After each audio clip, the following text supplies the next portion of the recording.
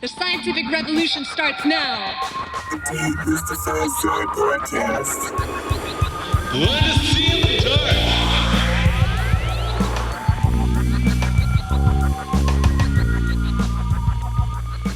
dark. My name is Katherine Richardson. I'm a professor in biological oceanography at the University of Copenhagen. That means is I did my PhD in biological oceanography and somebody taped it onto my professorship. But in fact, I've used the last 30 years or so together with an international team trying to understand the Earth as a complex adaptive system that we're a part of. I mean, this is the ecosystem that we're a part of and that we're dependent upon. And we've been involved in I would say, maturing a new domain of science called Earth system science, which really tries to understand how it is the interactions between physics, chemistry, biology, and people that that control the environmental conditions on Earth. And we have a tendency when we say climate, we mean much more than just temperature. We mean the rain, we mean how much wind, we mean the environmental conditions that we experience on Earth. So that. I consider myself an Earth system scientist rather than a biological oceanographer, but in the Earth system, we get so focused on this climate thing. It's all about climate, and climate must be the same thing as sustainability. But in fact, if you think about it, there's nothing very special about having a climate. A climate is really only the energy balance. It's how much heat do we get from the sun, how much is stored near the surface of the Earth, how does it move around, what does it come into contact. Every planet in the solar system has a climate. And having elements that are left over from the Big Bang, that's no big deal either. What makes our planet unique compared to all other planets is the fact that there's life.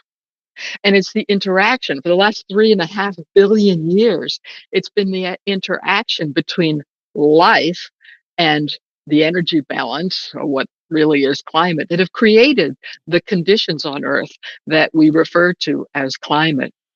And we don't understand this interaction very well at all, but we know that it's important. For example, why do we have oxygen in the atmosphere? Thank you very much, biology. Why do we have an ozone layer that protects us from the sun's ultraviolet rays? Thank you very much, biology. What happened to the conditions on Earth that were experienced after biology developed photosynthesis? Changed completely. What happened on Earth when green plants evolved? Changed completely. On the other side, when the energy balance was changed by the movement of tectonic plates or changes in the ocean circulation, or even a meteor that hit the Earth 63 million years ago that did it out with the dinosaurs, then also in that condition that you had major changes in the condition on Earth. So it's this interaction between life and the energy balance, or what really is climate, that control the conditions on Earth. And I honestly believe that we need to better understand those interactions in order to be able to manage our relationship with the Earth system. And right now, everyone is completely focused on climate. But the fact that it's the interaction between life, and we don't know what life is, but we know what it does. It moves elements, it transforms elements, and in doing so it gets energy that can be put into the system, to biology that biology can live on. So it's this movement of energy that's really important for life. So it's the interaction between life that moves energy around and the energy budget climate that determines the living conditions that we have here on Earth. And that means that biodiversity and the biodiversity crisis is just as important as the climate crisis. And to be honest, it worries me more, because when we get control over our emissions of greenhouse gases, and I say when, because basically have all the technologies that we need to do so today. We haven't made it so that it can pay in our economic and finance system, but we basically have all of the technologies that we need today to reduce, remove, get net zero CO2 or greenhouse gas emissions. When we get control over those emissions, it'll take thousands of years, but the Earth's energy balance will go back to one that doesn't have a human fingerprint. It will be natural again. But every time we lose a species, it's gone for good. We can never go back to a biosphere, that is to say, all living organisms. We can never go back to a biosphere that doesn't have the imprint of human activities.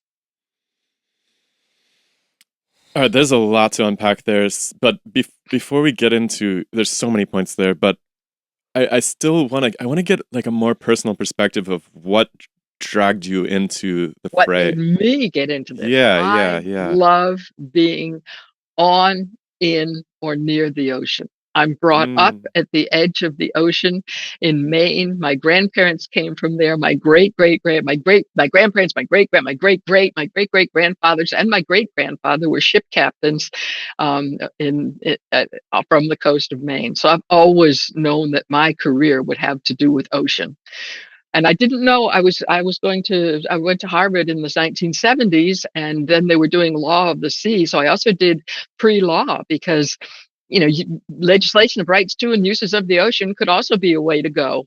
But in fact, I ended up getting a Marshall Fellowship and going to Britain and doing my PhD there. My plan was to come back to Harvard and do my PhD where I'd been accepted, but I met a Dane, and I guess you can guess the rest of that story. Oh. And I was happily chugging along, studying the ocean when I was appointed to an international scientific committee in the 90s, where, there was Paul Crutzen, who got the Nobel Prize or shared a Nobel Prize for discovering what humans were doing to the ozone layer. There was Bert Bolin, who was the first chairman of the IPCC. The gods were in this group. And I suddenly realized that my focusing alone on carbon for, how is it getting into how much fish is it making in the ocean?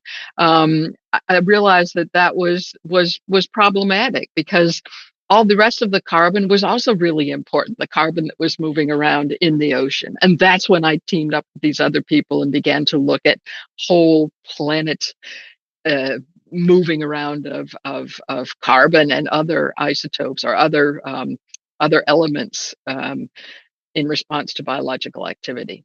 So it's really trying to flesh out this relationship between life and the energy balance that gets me, that wakes me up in the morning.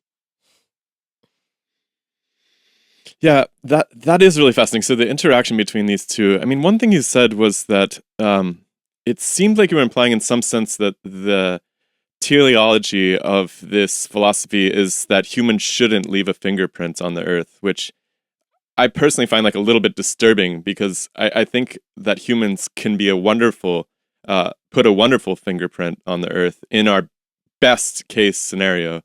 And I wonder what your thoughts are on that.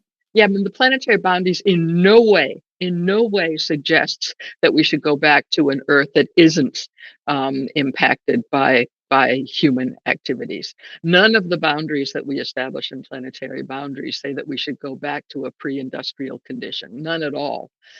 The boundaries that we identify are the guardrails. Basically, we say, okay, we know for certain that humans, our species, can thrive under the conditions that Earth has had for the last 10 to 12,000 years. Actually, our species has been here in its current biological form for between 200 and 250,000 years. But for most of that time, we were nomads. There were other humanoid species. They all died out.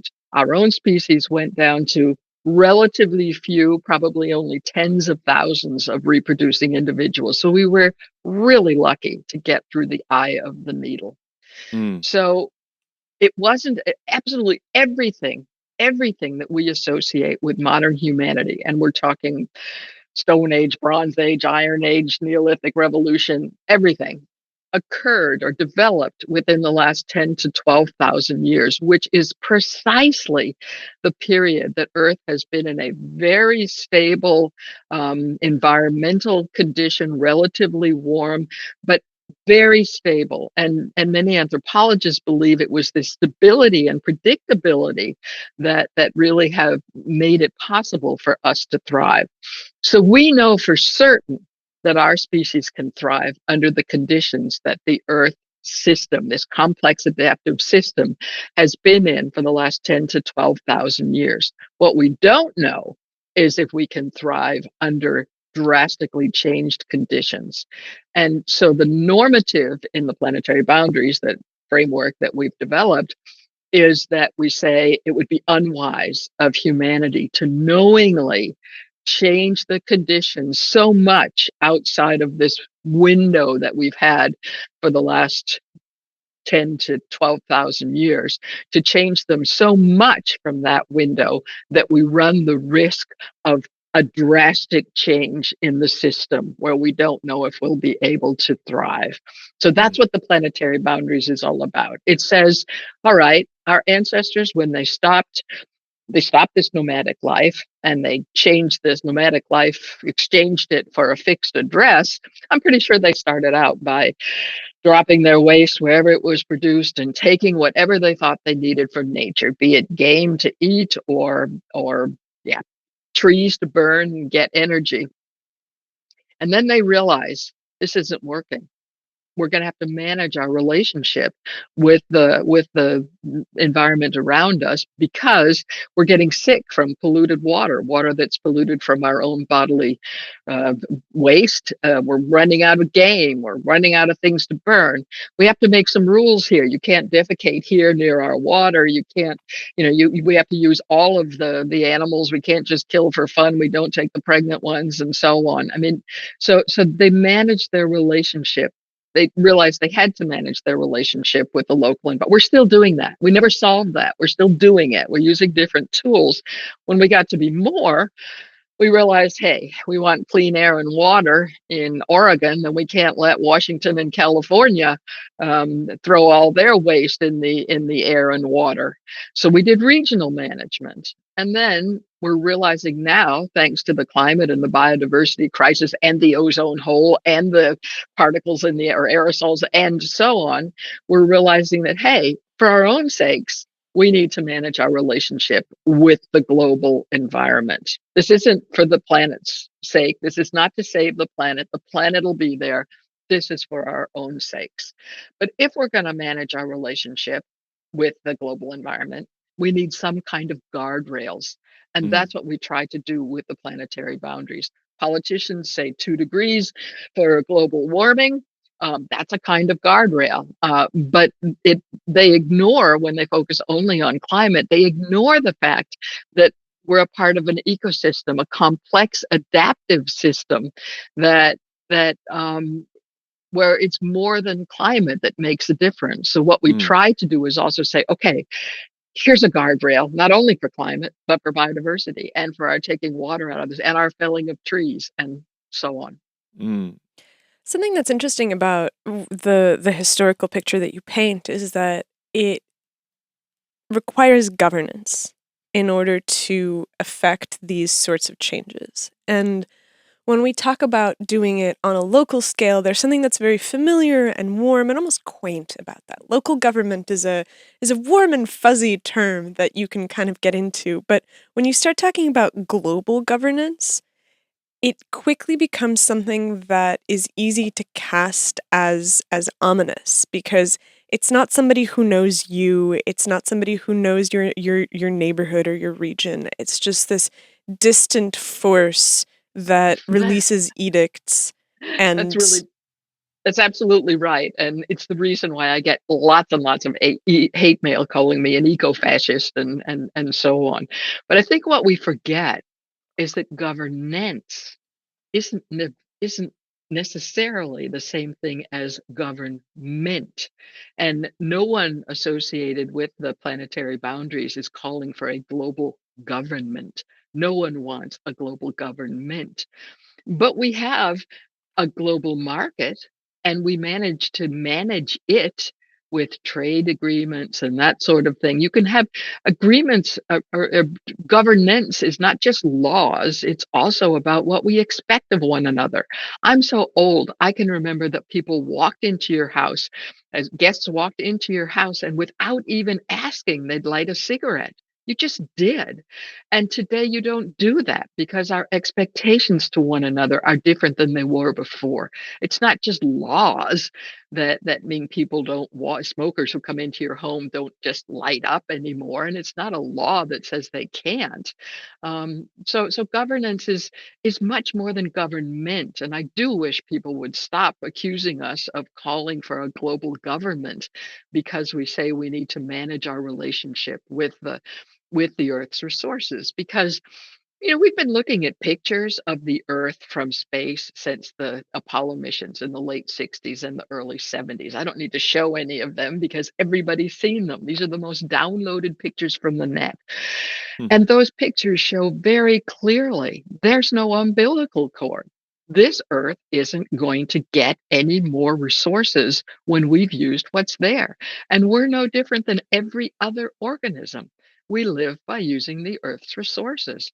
So we must find a way to not demand more resources than the Earth can supply. Right now, in our countries, I live in Denmark, you live in the United States, in our countries, if everybody used resources the way we do in our countries, if everybody on the Earth did, we would need over 4 planets. And we're not going to get over 4 planets. So we need to find a way. We need to manage our relationship with the planet in such a way that our demand for the resources doesn't exceed what's there.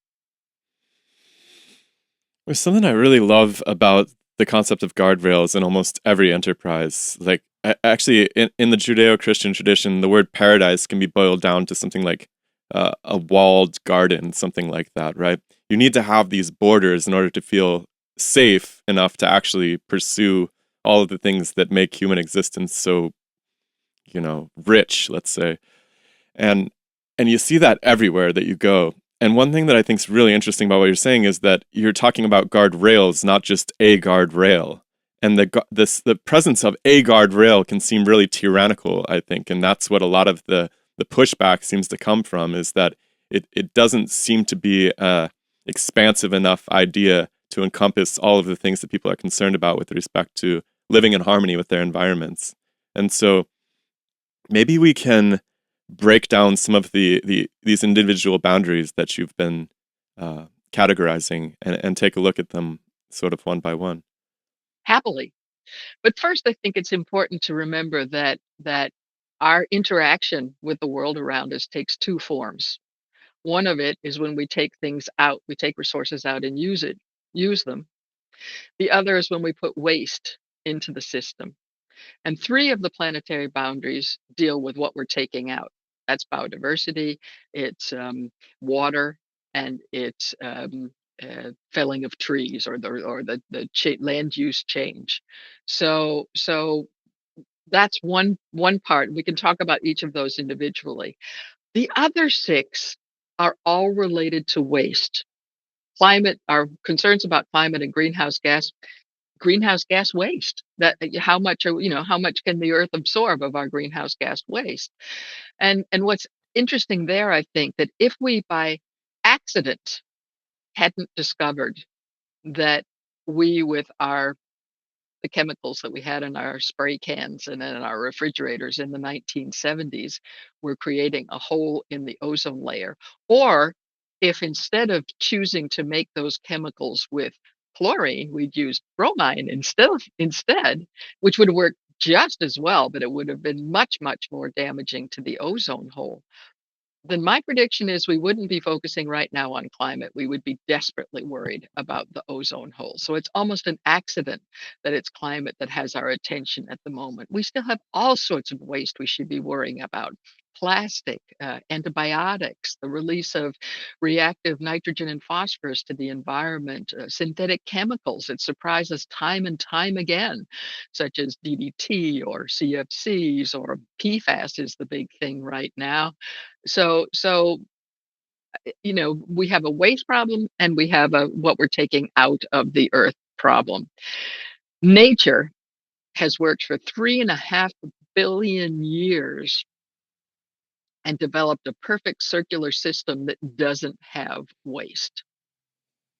So for all of the waste problems, we need to be working. There's nothing wrong with using reactive nitrogen and phosphorus. There's nothing wrong with using synthetic chemicals. What's wrong is putting them out in the open environment when we don't know what's going to happen to them. So there's a waste issue, and that needs to be dealt differently than the what we take out of the system. But let's start with the ones that we take out of the system then. That, as I say, there's three there that we have.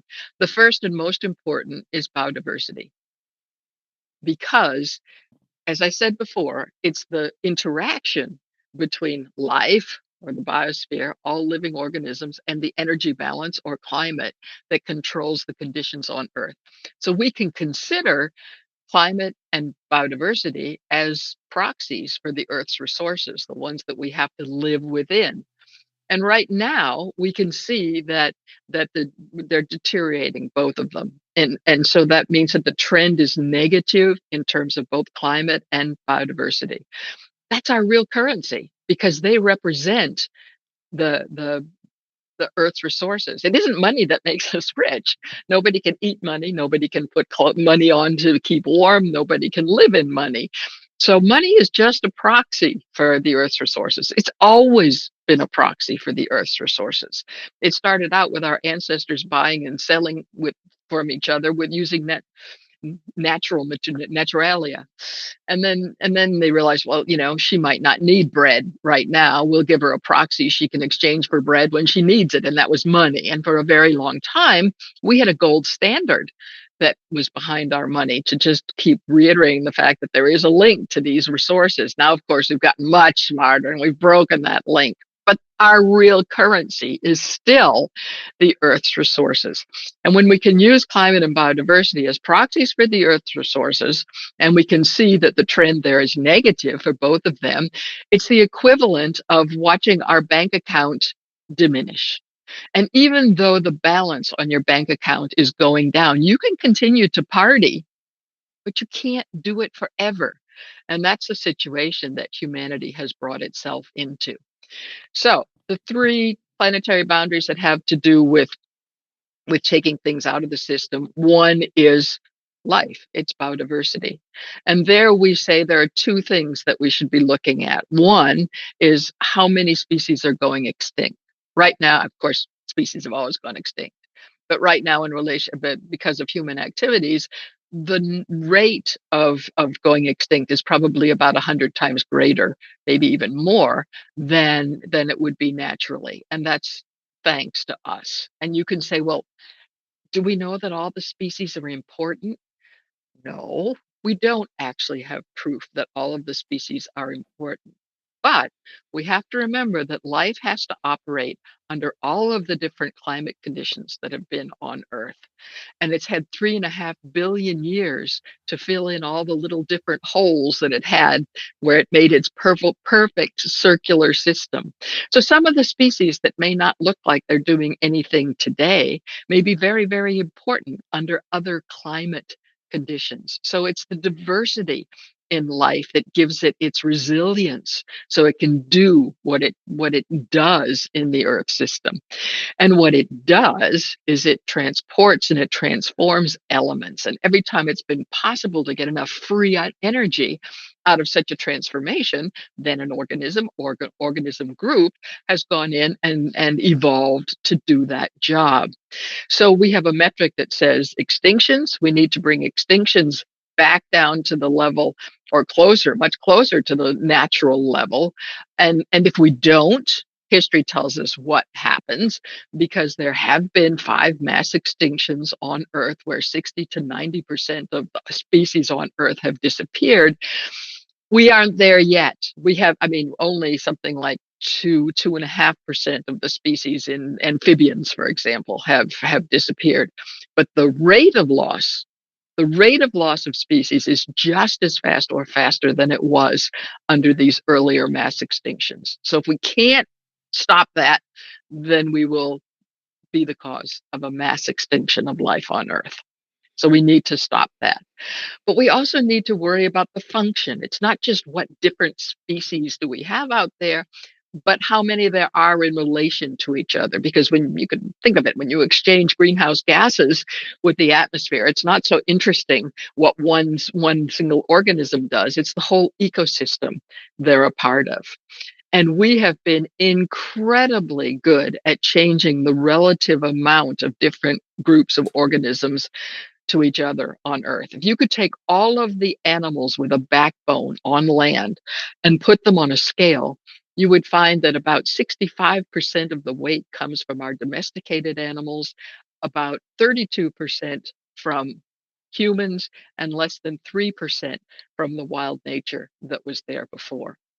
So we have struggled. We've struggled really hard in developing the planetary boundaries concept to find a metric that you can use to try and assess our impacts on this function of life on Earth.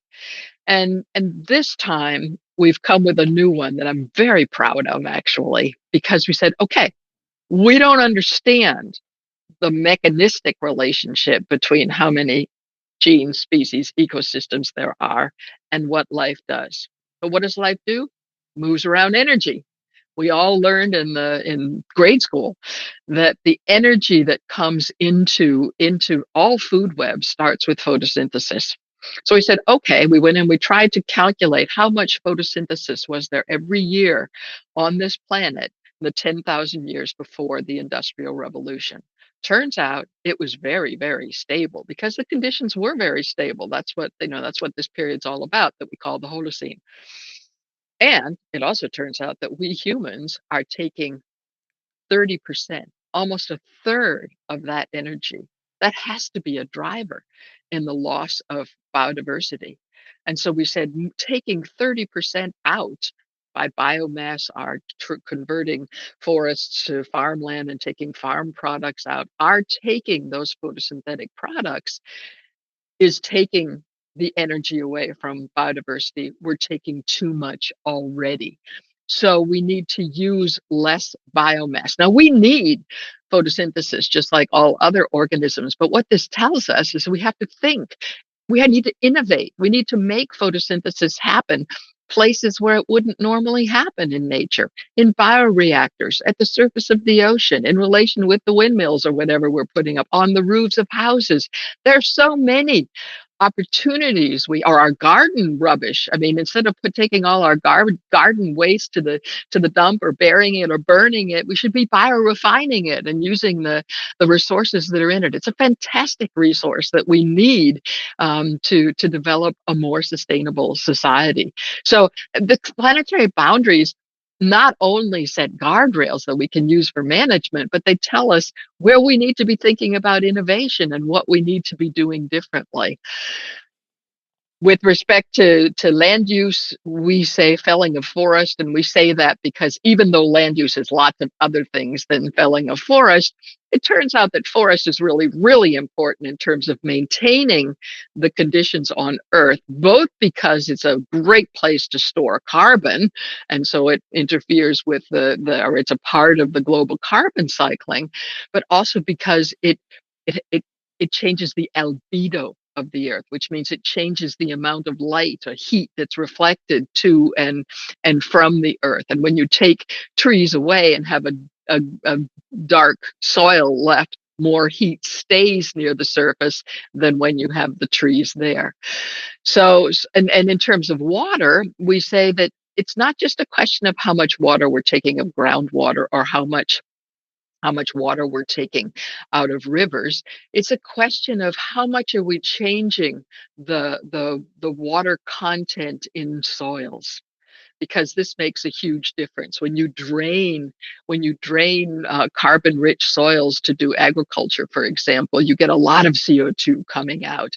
And permafrost, obviously, when we start melting permafrost, or when we take peat bogs and drain them and take the peat out, again we release a lot of CO2.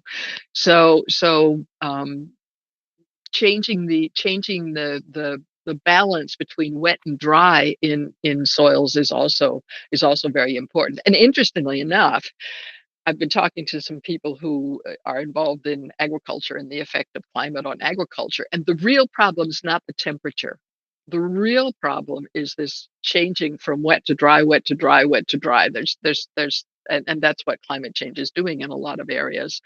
So those are the boundaries that have to do with taking things out of the Earth system. And obviously we need to take things out, but we need to be much more efficient about it. This is our real currency, and nobody here would use more money than absolutely necessary to buy a good or a service, and yet we all use more resources than are necessary to maintain our lifestyle. Is it really necessary to have pre-washed jeans that demand as much water as they do? Would it really lower our living standard if we didn't have pre-washed jeans? I don't think so. And I think we need to be looking much more carefully at that. As I say, all the other six are greenhouse gases, because that influences climate, and it also influences the acidity of the ocean. Why does it affect the acidity of the ocean? Because when you increase the CO2 concentration in the atmosphere, that is to say, you increase the PCO2 in the atmosphere, then it tries to get into an equilibrium, into balance with the amount of CO2 in the surface of the ocean. The atmosphere and the ocean are in contact with each other over 71% of the Earth. And so when you get more CO2 in the atmosphere, you get more CO2 in the ocean. And good enough for that, it's helping us with climate change. But when you put CO2 into water, you get carbonic acid. And that's why many people have been to the dentist and have been told that they have acid damage to their teeth. It's not a question of sugar in carbonated beverages. It's a question of carbonated beverages, because they are acidic and they damage the enamel in our teeth. So the ocean, the surface of the ocean. I'm so sad to hear that. I love Fizzy water? Yeah, fizzy water. It's so sad. I'm terribly troubled to hear that. I'll have to minimize my usage. Well, or at least wash my teeth. I hate to break this to you. This is carbonated water that I'm drinking. It's so good. It's like my new thing. Yeah. Pardon the interruption, but we need to ask a favor. If you've been watching the podcast and you are enjoying the conversations that we bring out into the world, consider coming over to patreon.com/demystifysci and donating a couple dollars a month to the podcast. In return, you get each episode early. You get it on Saturdays instead of having to wait for Monday and Thursdays. And you also get to join our Patreon community, which gathers every Sunday on Zoom, where we have people talking about the big questions that they have about the world, sharing stories about their experiences with life and science, and we generally just investigate closely the topics that are most interesting to our growing community. If you can't donate, that's totally fine. You can join our Facebook, you can join our Discord, you can join our YouTube channel by subscribing to it, you can leave a comment, you can tell a friend about the podcast. Any little bit that you can do to help spread the word about Demystify Sci is super, super valuable to us, and we hope that you will do so. At some point, I realized that I didn't really enjoy the effects of alcohol very much, but I could treat myself to, one of these really nice carbonated waters, and it sort of gave me the same, treat Same experience. Yeah, the sort of treat. Yeah. Fizz. Yeah. There's a ton to unpack there. I want to get to the waste things, but I think it's important to talk in a little more depth about the extraction processes. And I have a metaphysical question. Go ahead. Ooh. You said something along the way about the role that each species plays. What is the role that humans play? Well, humans, I think, when we evolved, I mean, we were like all other species, and we were able to move around. We probably were interesting in the same way that megafauna are that we could take and move around nutrients. We could take if you look at the megafauna on the in the permafrost, for example, or in the tundra, there's not very many nutrients moving around there. So they would go and eat and eat and eat and eat and eat and eat, and then they would defecate one place. There's this huge, massive input of nutrients, and you get a bloom of various things. I think we probably could contribute at that sort of a level.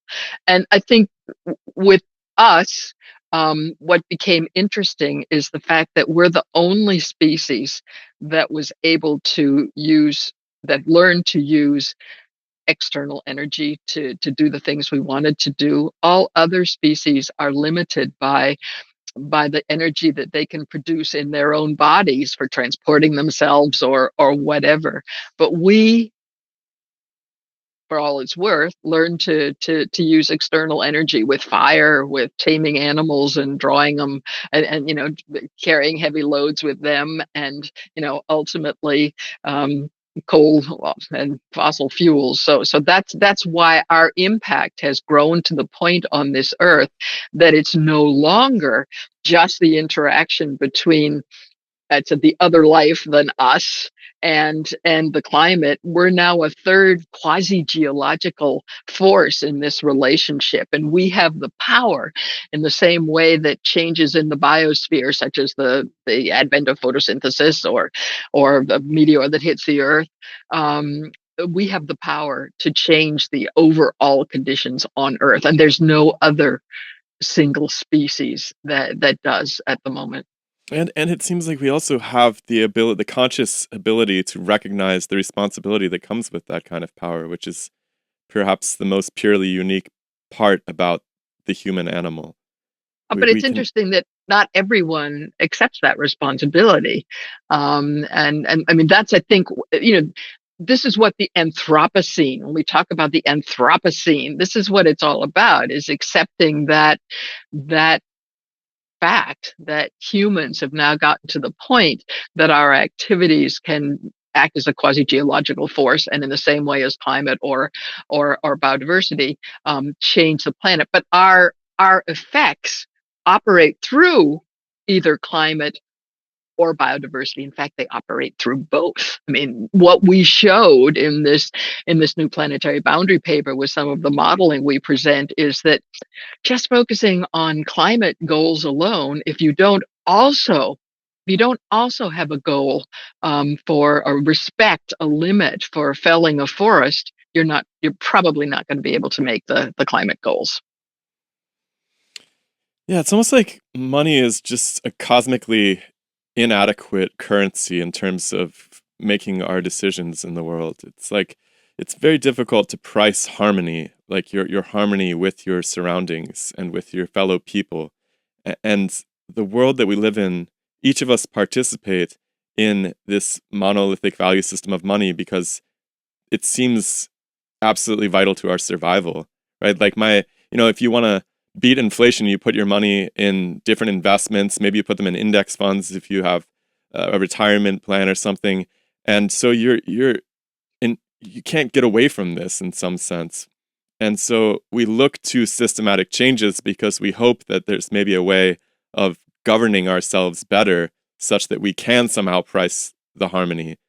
And I feel like that in ancient cultures, even in ancient civilizations that had more of like a theocratic structure where the king was, say, the divine conduit, there was this attention to the people being in harmony with the cosmos that we just don't have today in our secular society. Well, I'm of the opinion that, this idea that less modern civilizations lived in harmony with nature, that's a mistake. They use nature just as much as they needed it. But then they were close enough to their interactions, to the externalities. They were Right. close enough to them that they had to deal with them. They had to make rules for where you could defecate, what you could take, what you could use, how you should share.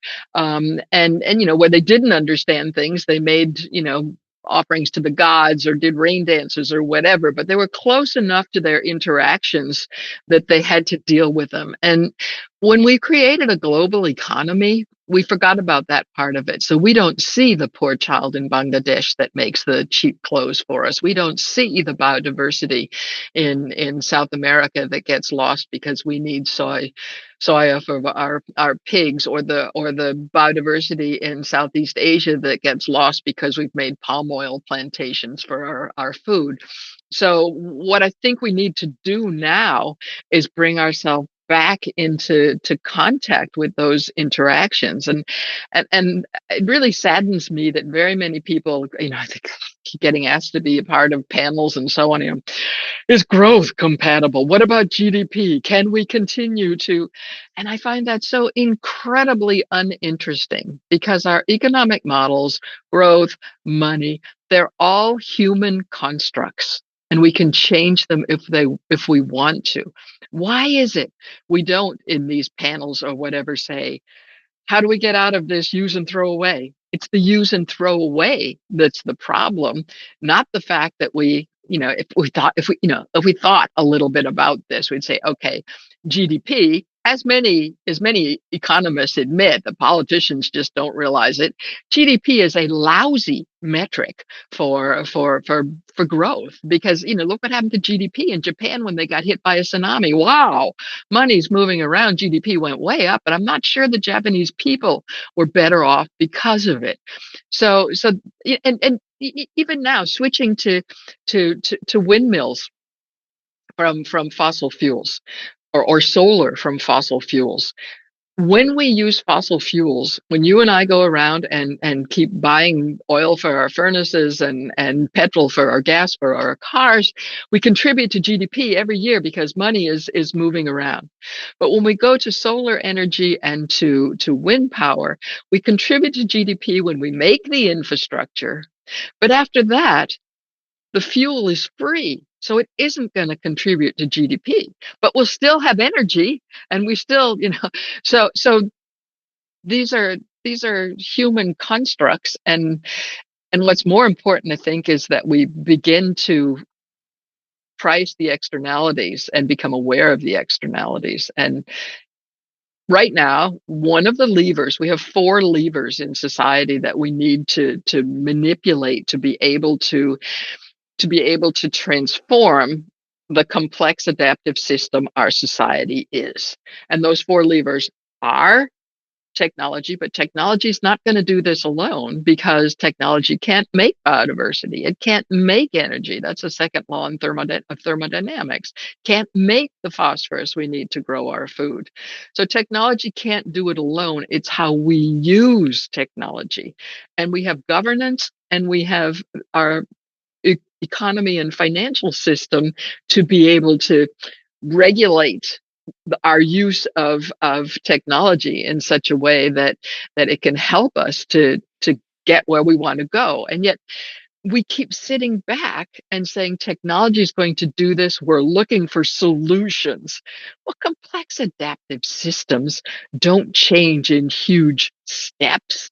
You don't find solutions that just fix them. Your family is a complex adaptive system.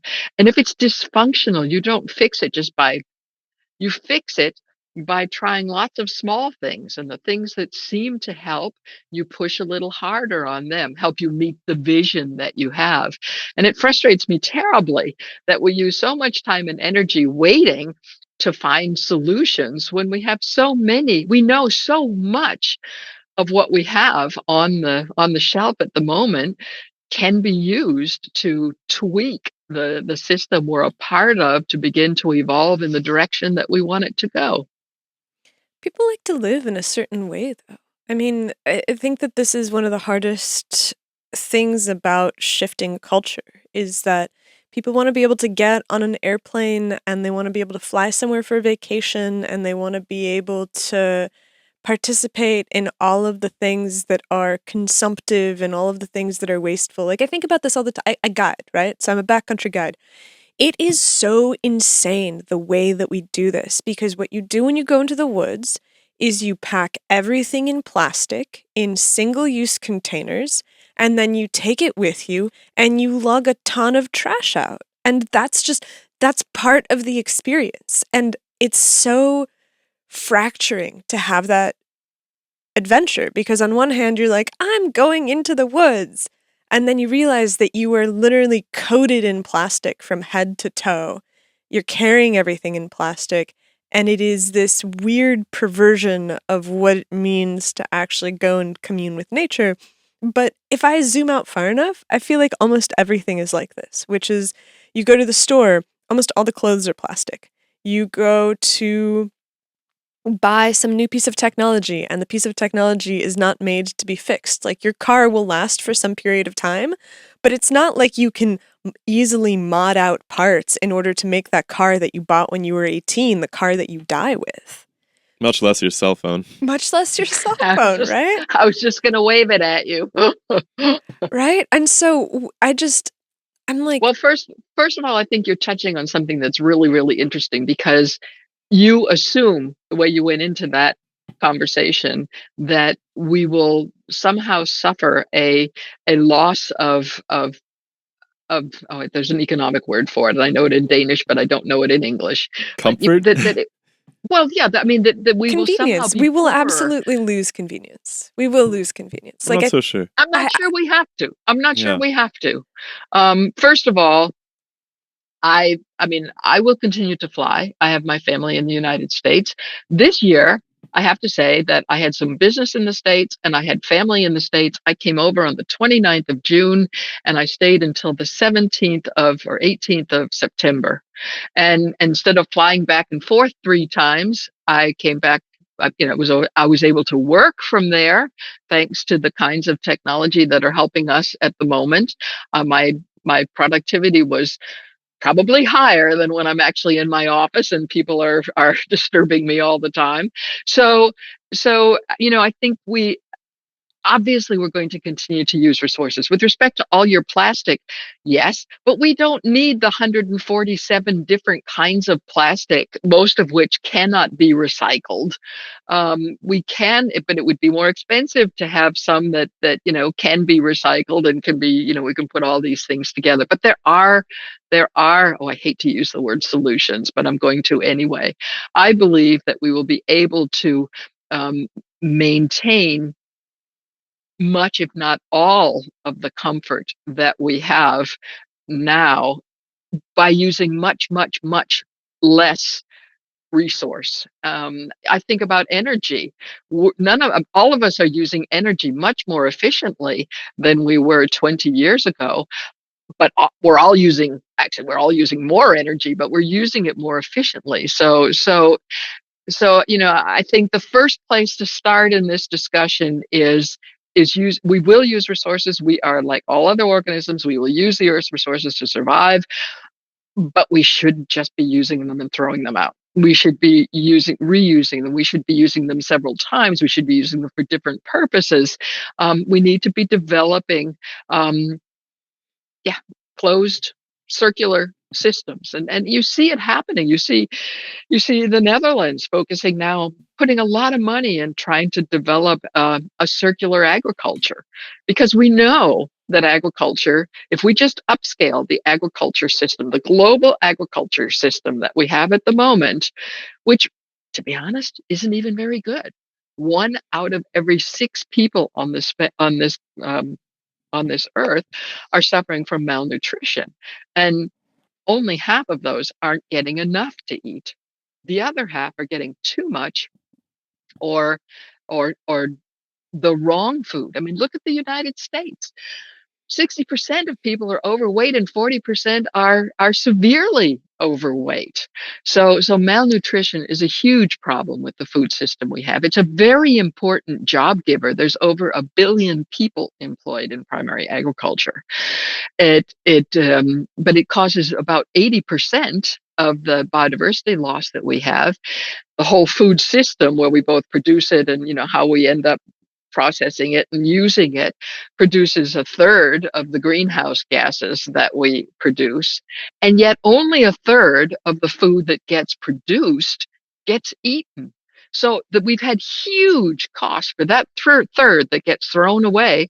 We've lost a lot of biodiversity. We've lost a lot of climate.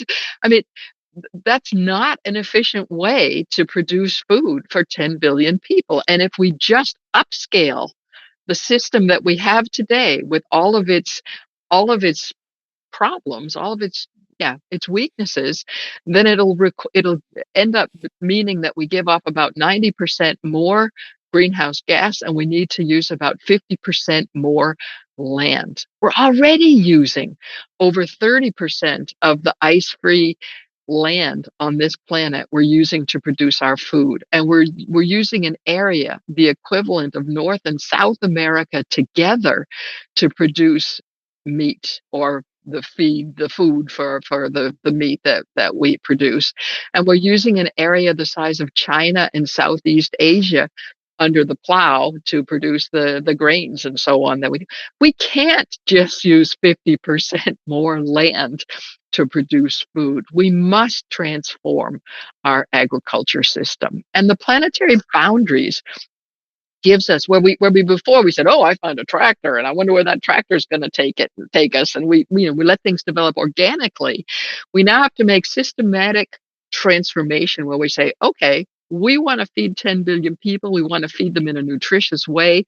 We can't do it using any more land area, and we have to reduce the amount of greenhouse gas we give off. How can we do it? Fortunately, there's lots of studies that show it can be done, but it requires tweaking lots of things, from what we eat to the productivity of various segments to replanting trees and so on. Can you? Oh, go ahead. Well, it seems to me like the less oppressive way of achieving that is to make it profitable, right? You need to incentivize the market to produce those new means, right? What are the ways in which you can imagine that happening? Well, I first of all could imagine that happening by having a tax on carbon, or a carbon tax for activities, and in fact we have that now in Denmark, and we're in the process. It's sort of politically, it's been announced there will also be a tax on farmers, on their CO2 production, or their greenhouse gas production, and it'll also come all the way through to the grocery store when we're there. I mean, it will be more expensive to buy meat. Well, meat isn't even very good for us, to be perfectly honest, and we're I mean, in I'm not so Denmark, sure about that. I'm super skeptical about that. I'd beg to differ, but I literally, I want to. I've said this on the podcast before. I have a terribly sensitive stomach my entire life. The only thing that I can eat that will not upset my stomach is meat. that's fine.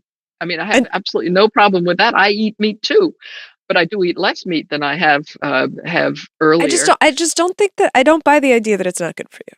Like I think that's not. yeah, we've done some seriously deep investigations. I'm not a medical person, so I won't go into it. But I mean, I hear that it's easy to price to penal. Like, there's a carrot and a stick with each one of these things, right? And waste seems like something that you can definitely beat people down for. But in terms of incentivizing biodiversity, like how do you address something like that? But that's where the planetary boundaries are so exciting. Because this new metric that we have that says we're using too much biomass, we need to be taxing the use of biomass. You need to be using, trying to put in economic incentives to use less. And also in your reporting, for company reporting and so on, the same way they're required now, at least in Europe, to come with a budget or accounting of their greenhouse gas emissions. Either their land use emissions, also all the way in their value chain, or their use of biomass in their value chain would be an excellent way to be able to monitor the impacts of different activities on on biodiversity. And you think that that would lead to a more profitable industry in some sense? It would lead to a more, it would in terms of profit, it would mean that in order to have profit, companies would change their practices to use less of these things that cost more. That's why we use economic incentives, is to try and change behavior. So it would mean that if you're going to continue to be profitable, you have to find alternatives, or you have to find ways to be more efficient in using the biomass or the land that you do use. So yeah, there would be new companies that have new strategies and innovate, and maybe do their photosynthesis through bioreactors. Or look what's happening right now in terms of meat and meat production. That there are new companies that are cultivating meat in the laboratory from real meat cells, or creating protein from plants that can substitute for meat. So we're seeing new companies develop there. And it does seem like people, at least people who have the means, are willing to pay more for better meat, let's say. Because it seems to me like the real problem with meat, as far as I can tell, is that the production and the way that these animals are treated is horrendous in many cases. I would say, you buy a Big Mac at McDonald's, you can almost guarantee that that animal didn't have a great time in its life. Yeah. But it's interesting because if you see this in my lifetime, I've seen the rise of most grocery stores having different tiers of meat, and you can pay twice as much and get locally raised, pasture raised animals that you can bet had pretty much a wonderful life and one really bad minute at the end of it. And I think that there is some optimism, and it gives me a lot of hope to see that that's becoming popular with people who can afford it. And so I wonder we need to do when we know that that's what we need to do is we somehow have to make the bad choice more expensive. Yes. Because of its environmental costs. And that's why we need to put a cost on using land or greenhouse, because that will make those things that are produced far away and so on more expensive in terms of transport costs and so on. Right now, it's far too cheap to use the environment to create a cheap, some cheap food. And in the 1950s, people used about 50% of their, in developed countries, used about 50% of their earnings on food. Now we're way down, much less, and it's been the cheaper the better, and it's been the environment that's paid for that, making it much cheaper. But I also have to beg to differ with you. The real problem with meat is that you have to put so much protein. You have to use so much protein to create meat protein. So you need a lot of area to be able to do it. Yeah, I was going to say in that case, it seems like you actually want more land available for the animals than less land. And that kind of runs at odds with the idea of incentivizing less. Like if you squeeze the animals on the less land, you're going to make worse lives for the animals, and that's kind of a counter incentive. But there we might also have some technological opportunities if we innovate cleverly, and there's a lot of work going on at the moment trying to be able to get the kinds of proteins that you need for animal foods out of grass. By the lab grown meat thing is really promising too. Well, yeah, exactly. I'm actually really excited about that. If it oops, sorry, I lost my camera for a second. Yeah. If they're able, I haven't tried it myself, but our brother and sister-in-law just tried one of these new, what was it, like a steak or something? It came out of San Francisco. But that was a mycelium steak. Oh, mycelium. That's so cool. It was mushroom mycelium that was grown and then carefully aligned in order to have the texture of meat without actually being meat. I mean, I've worked in a lab, and I know how wasteful labs are. The amount of plastic waste that you generate, the amount of resources and infrastructure you need in order to be able to make anything. And I'm like, I know that there were enormous herds of bison on the Great Plains before we divided everything up into, soybean plantations. Why not have some kind of cooperative grazing organization that raises the meat in the wilds, and then you have processes for being able to slaughter humanely after it's lived freely. Because I feel like there is oh, go ahead. Even at this very moment where so many of our animals are inside all the time, we're using the equivalent of North and South America for producing meat. So if we were going to take them all out of the stall and putting them out there to graze, we'd need even more, because they don't get as much food out of going around and eating grass as when you produce corn or grains or whatever to feed them. So we actually use less area per animal now than if they had to be grazing. So we don't actually have enough land area to do that. At the end of the day, this is a quantitative argument, and I can't actually. Well, it just seems like assess if you did say you needed more land, that would be good, because you would have more natural lands, which would be good for biodiversity and all sorts of things. Right, so it's like if you have more land, and what you're doing on the land is you're putting the animals inside of barns and you're cultivating them there, that is a very different environment than, let's say, you changed fundamentally the way that the Great Plains were organized and you returned it to grazing land. And then you actually have an enormously biodiverse environment, because you have massive herds of buffalo that are transforming the landscape, that are moving nutrients. They have tons of other animals that live with them. And that's a very, very different condition than the sort of sterile culture of a ranch. And I should also say that where this is actually occurring right now, like in the Southwest, there's an overabundance of pigs, right? And they literally gun these things down from helicopters Is that in the southeast, east or southwest? It's in I thought it was Southwest, like in Georgia. Texas and so forth. I I don't know about the Georgian side. But I mean, it's the same with deer. I grew up in Ohio, and they periodically have to just have these massive culls of the animals. And it's tragic because they don't make use of most of that meat. You know, there's a few programs where they try to, I know in Texas, there's a few programs where they'll grab up these pigs and try to give them to homeless shelters and so forth. But it's few and far in between. And so there's already my efficiency case. Yes, exactly. But I guess the point that I'm trying to make is, I'm like, look, when we go into a progressively more laboratory environment, I feel like we lose the efficiency of nature. You said something really astute at the beginning, which is that nature has evolved over the course of generations to get to the point where it is a system that has no waste. It is a system that manages itself. Every species has a role, and they manage to find that balance really quickly and easily. And when you come into the lab, 3.5 billion years, but still. That's true. But at this point, we're here, the system works. And as long as, I have this feeling that as long as you create this space, as long as you create the arena in which nature is able to breathe again, that it's possible to restore a biosphere that can support human populations. But it requires a massive transformation of the way that we use land. Because if you're like, look, a third of the food that we grow, we eat, and the rest is waste, I'm like, okay. Two-thirds we eat. Two-thirds we eat. One-third that doesn't, yeah.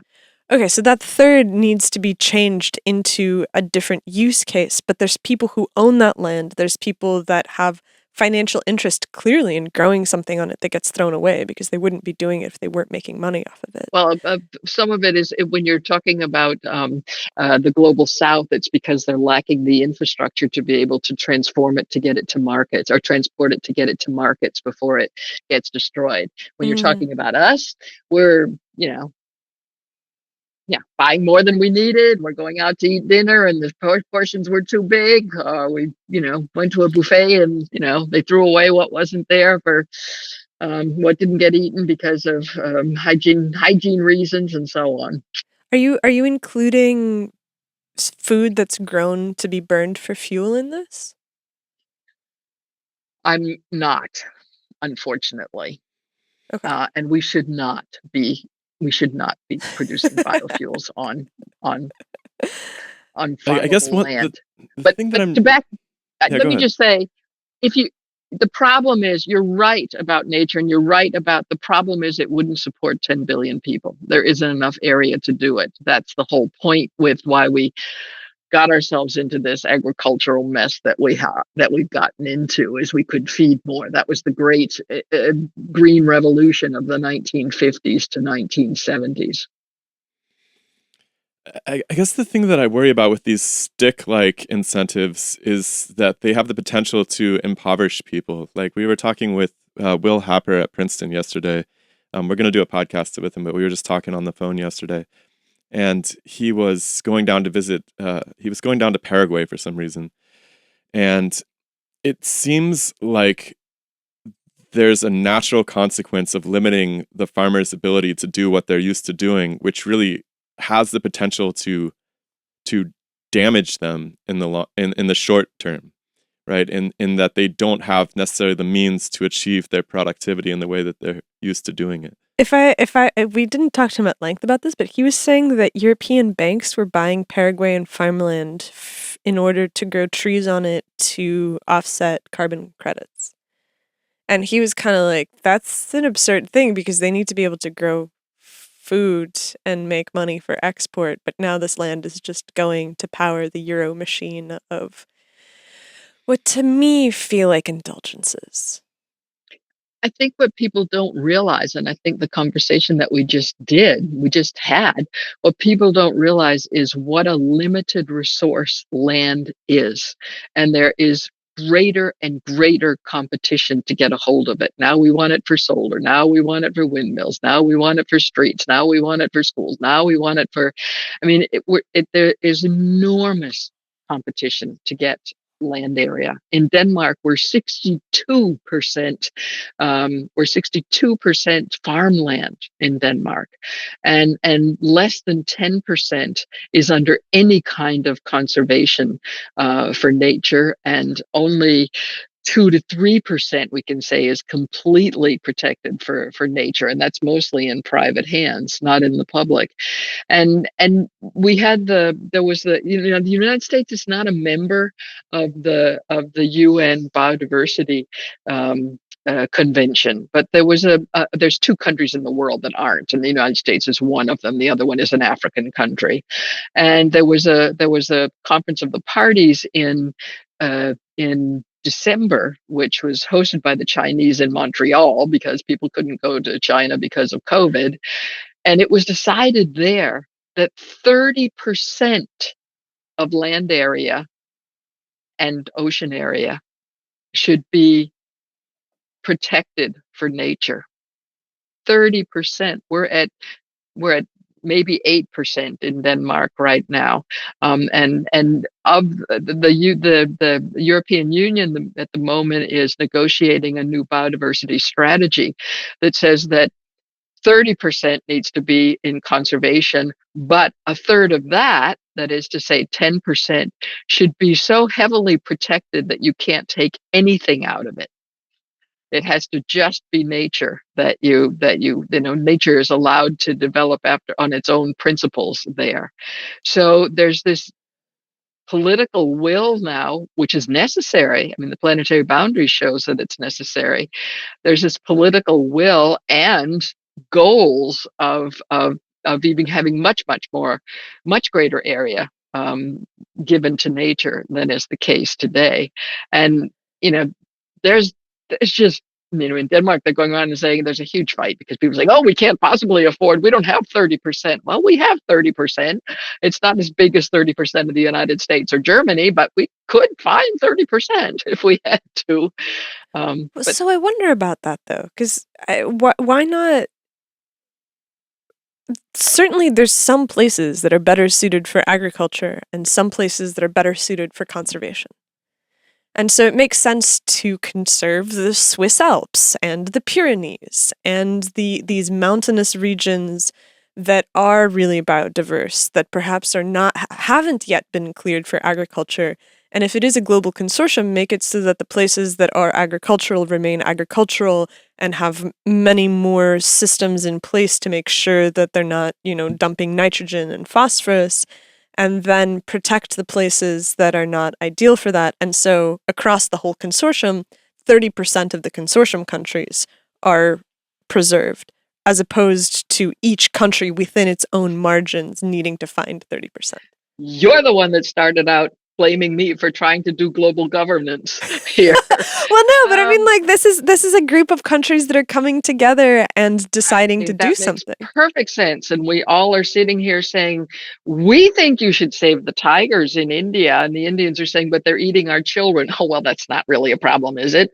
And then we say to the Brazilians, oh, you must not cut down the Amazon. Are we paying them for not cutting down the Amazon? I don't think so. Can they make money by cutting down the Amazon? Well, yes, they can. So what's happening? They're cutting down the Amazon. So yeah, the idea is great. And we can sit here and say, we're doing an important job here in Denmark because we have really good farmland. So somebody else has to do the nature thing. They won't make any money on it. And we're not going to pay them, but somebody else should do the nature thing because we've got good agricultural land. It's actually really interesting because I've come across this before where I think that the problem would be solved if you did pay them, right? Because there was, I was talking to somebody who used to work in public health. What were you going to say? Well, I mean, yeah, we have, spent $100 billion to pay for this war in the Ukraine. Like, there must be some money lying around. If we're just getting started. Well, so it's funny that you say that. Yeah, what about COVID, right? There's plenty of money when we need it. Like, how much would it cost? Right, and so this is like really weird. Hold on, I want to make this point about the septic systems. There was a public health directive that this group of people needed to update their septic systems because they were poor, their septic systems were old, and they were polluting the environment. But the government wasn't subsidizing replacing the septic systems. They were basically just coming in and being like, you have to do this, you have to spend a bunch of money in order to come up to standards. And that foments a lot of anti-government feeling because it's like these people are already on the edge. And anti-environmental feelings. Oh yeah, huge. And so it's just like, isn't the most apparently obvious thing to do where it's like, if you're going to say, look, we're going to do this and you can't sell your Amazon forest, we're going to give you the funds to cover what you would make off of that? Does it encourage double dipping? Perfect sense, but don't forget that in terms of the UNFCCC, the climate negotiations in the UN, the developed countries have promised time and time and time again to give money to the global south to be able to deal with climate adaptation and climate mitigation, and we have reneged every single time. And what happened when there was COVID vaccines? Even though it was in our interest that we should make sure that they also had them in Africa and other places. No, we took them first. So I think your idea is great, and I wish you luck. And somehow Africa had like the best outcomes with COVID, despite this. So why do they renege? What happens? It was agreed at all these meetings that there was going to be a fund of I think it's $100 billion or 100 billion, yeah, and the countries just didn't pay in when they came home. None of our countries did.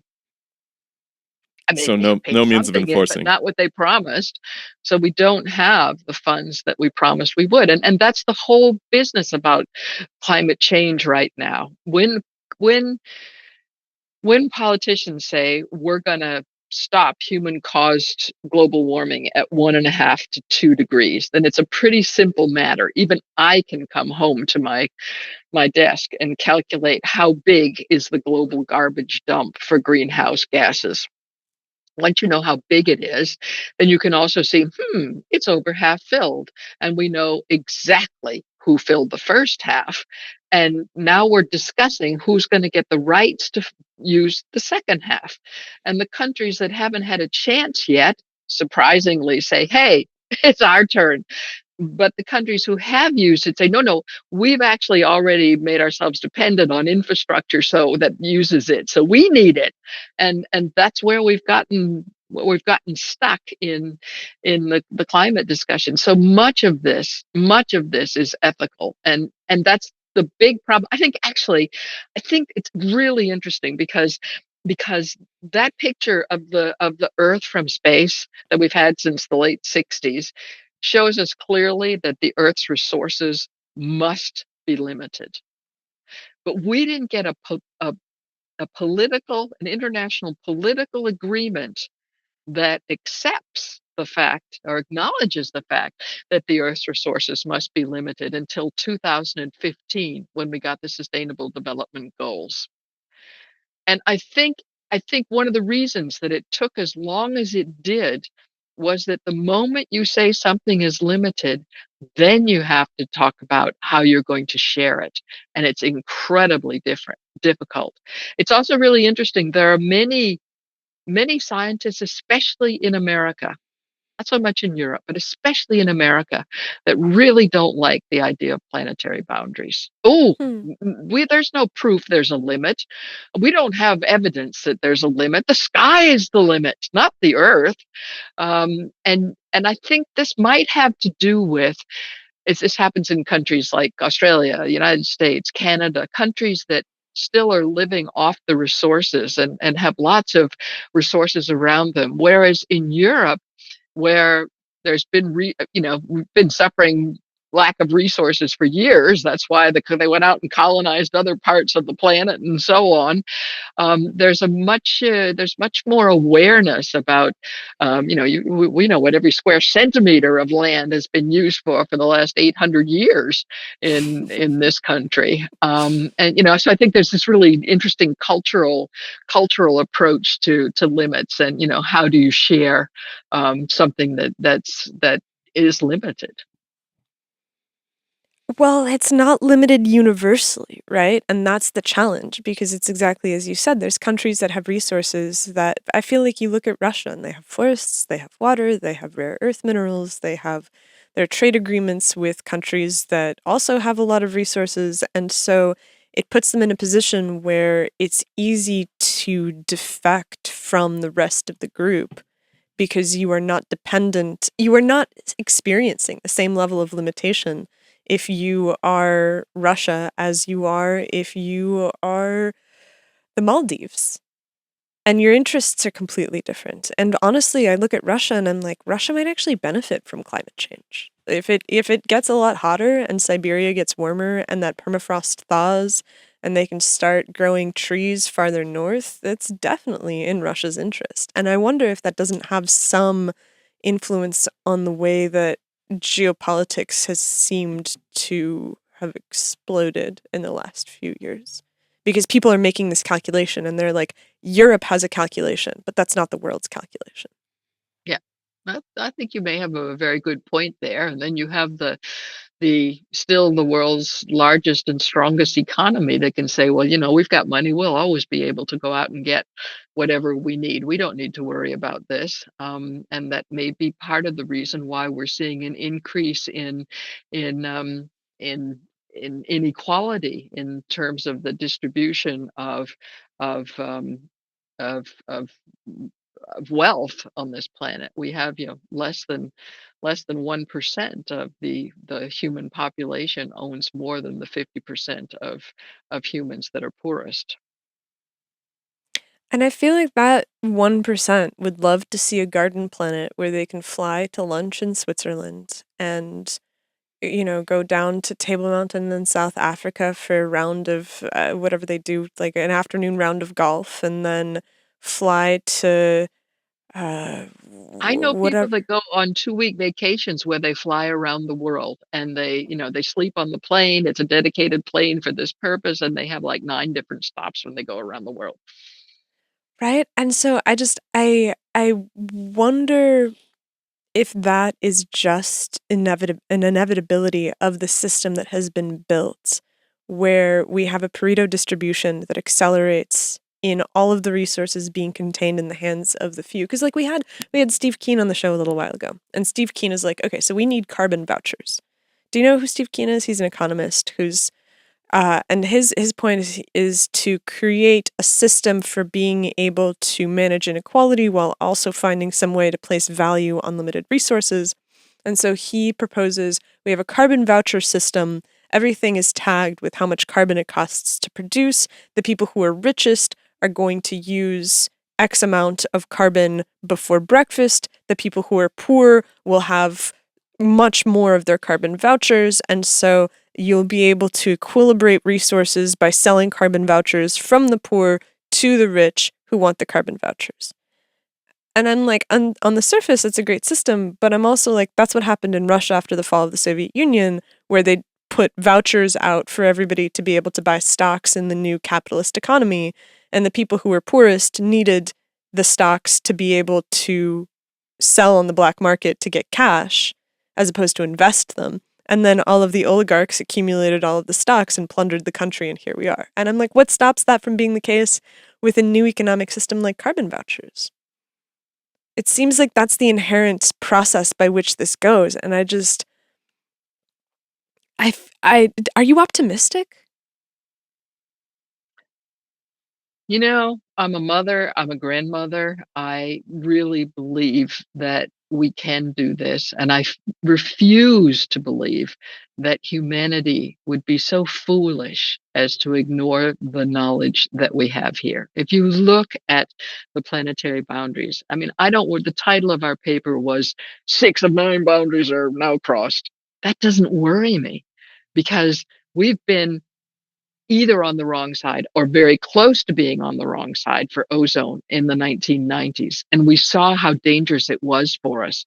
And we band together and we made the Montreal and other protocols and we're back in a safe operating space at the moment with respect to ozone. So we've shown we can do this. And I just can't believe that humanity would be so foolish as to, I mean, when you look at that spider diagram, you can just see you can't just keep going out of them. What's of those axes? What scares me is not that we're crossed 6. What scares me is the 4 that we'd crossed in 2015. We're even more on the wrong side today than we were in 2015. So we're just accelerating out of these axes. And common sense tells us that just can't continue. It just can't continue. So even though I have absolutely no evidence from the scientific data or the political agreements that are in place or the history of humankind until now that suggests we're going to crack this nut, I still believe we will because we have to. But I admit we're standing with our backs against the wall and with a knife to our throats. But hey, I work best under pressure, and I assume everybody else does too. It strikes me that a fundamental reconception of our basic assumptions about what is happening and what, you mentioned at the beginning, we don't really know what life is. And I think that that's a really good point. And I think that there's a huge misconception where we mistake living organisms and cells and so forth for life as a process that unfolds on a planet, right? At this ecosystem level, it's most easily illustrated by the fact that I can't exist without the plants outside my window, right? They're literally sustaining my electron transport chain. And in that sense, the process of life goes beyond the material body that is autonomously moving throughout the world and so forth. The organism, the life form, maybe we would say. But life is a much bigger, more integrated process. And I think we have to, even from a physical standpoint, thermodynamically, we have to really think about it that way. Because people, we talk to physicists and, it's often perplexing to people how life can be this so organized and how it manages to maximize, or I guess to minimize its entropy. But it really has to do with the surroundings as well, if you're going to try to make sense of that from an energy balance standpoint. And I do see, like just to reinforce the optimism, I do see that the education pipelines are beginning to consider systems level biology, systems level analysis of ecosystems, things like that. But it really, really bears importance that we understand life as a process rather than life as material objects. I think that goes a long ways towards, stirring the confusion. I think it's really interesting that you take that tack now because I think in many ways we're suffering from Newton's reductionism. We have in our universities, we have geology over there, we have mathematics over there, and we have economy down there. And at our university we put people out on the island so they don't we have to mix with them. And it's that we we get rewarded for understanding all the details in our own little box. And it's as if we believe that if you can take all of the details in my box and put them in a pot together with the details from your box and his box and her box, that we'll understand how the earth works. And of course we won't. That would be like asking the doctors that you know with all their different specialities to tell us how a person works by putting everything they know about the brain or the stomach or the whatever. But it's the interactions that are important. And we haven't been interested. We haven't been focusing on understanding interactions. 10 years ago, nobody thought your gut flora were important for anything except your digestion. And now we know they're important for your immune system, for your psychological state, and so on. And we're beginning to think about holobionts. That was the word that came to mind when you were talking about, it's these processes. It's not only the plants outside, it's all those bacteria in you that are independent and weigh, some tremendous amount of your body weight is actually, or number of your cells is actually made up of these guys. So understanding these interactions is not something that we're good at yet, but that's what we need to be doing in order to be able to also in terms of getting onto a more sustainable trajectory. And I'm pretty sure anybody you ask and say, what do you think of sustainable development? There's nobody that's going to say they don't think it's a good thing. I mean, but most of them would continue, at least in their own heads, and say, but I'm glad somebody else is worrying about it. I've got something more important to do. And what could be more important? Development. I want my children and grandchildren to have a better life than I've had, not in terms of material things, but in terms of health and in terms of time for each other and so on. And certainly there are many people on this planet that need material development. So development, that's a no-brainer. Sustainable, that just means it can continue as long as the eye can see. And so that's a no-brainer as well. But as long as we can see that the trend on biodiversity and climate are going in the wrong direction, then we know that we can't have sustainable development. And sustainable development isn't a nice to have, it's a need to have. Demystify Sci is hosting our very first conference. It is happening April 7th and 8th, 2024 in Austin, Texas, to coincide with the total solar eclipse that is passing through the area. Tickets are already on sale down in the description. If you go to the Eventbrite page, you will see a full list of the guests that we are going to have. It's going to include Pierre-Marie Robitaille, Ogi Ogas, David Ian Howe, Albert Nuremberg, John White from the Craig and Ford YouTube channel, maybe Steve Crothers. He's making noises about coming. But basically, you can go down there, you can purchase tickets. Conference tickets are about $200 right now, and that pays for the venue, that pays for the lodging and travel expenses for the guests, and for all the accoutrements of drinks and snacks and various setup for the conference itself so that it can be something that's really, really comfortable and really enjoyable. If you cannot afford $200 plus travel to Austin, that is fine. Right now, we have $10 live stream tickets on sale. And if you buy them now, what you do is you directly help us put all of that money towards making the conference bigger, better, and more successful. So go to the Eventbrite link in the description and linked up here right now. And hopefully, we will see you in Austin, Texas in 2024. From the stance of encouraging the crosstalk amongst specialists, crosstalk between specialists, I'm curious what the path forward for that is, because, I was going through the history with my astronomy course the other day. I was going through the history of light, and it struck me that a lot of the titans of physics in the history of science there, in the early days, these were people who had their hands in so many different fields. They were studying medicine, they were studying optics, they were studying gravity, they were all over the place. And you cannot find someone who does that in the academic structure as it exists today. And I think when we were kind of, stumbling around trying to explain to you how we found ourselves outside of academic research, it was in some sense guided by this intuition that stringing together these ideas was something important that wasn't being done sufficiently, and we wanted to get involved in that. And that's really the genesis of our project here in some sense. But what are the channels by which we could imagine restructuring I mean, is that even the right approach? But can we restructure our institutions such that there is actually a place for generalism that's linking together systems and being able to take people from fundamental physics and pair them together with fundamental biologists and pair them together with climate scientists? And how do we get that big level, those big level thinkers back into the market of ideas? Because there's not really a professional place for them unless you stumble out on your own, you know. Interestingly enough, there are a few examples out. All of them actually started outside of university systems, but there are a few good examples, I think, of institutions where that can actually happen. Something like the Stockholm Resilience Center, something like the Potsdam Institute for Climate Impact Research.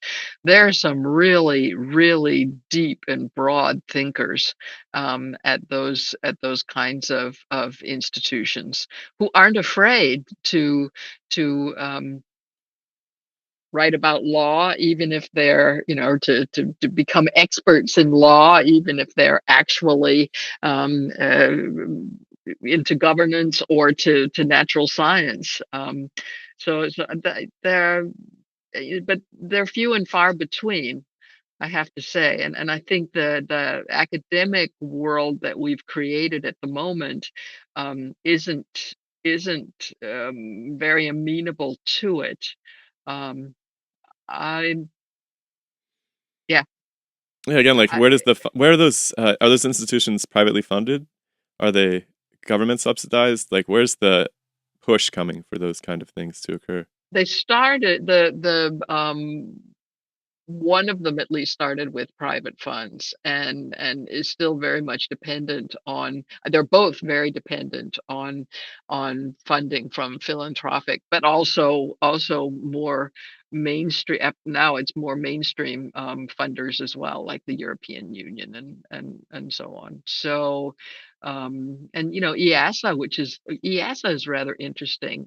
It's a research institute that Khrushchev and Johnson, Kennedy, when an American president, when the Americans and the Russians couldn't get along anyway, and on anything else, Cold War type stuff, they could at least agree on research. So it's the International Institute for Applied Systems Research, which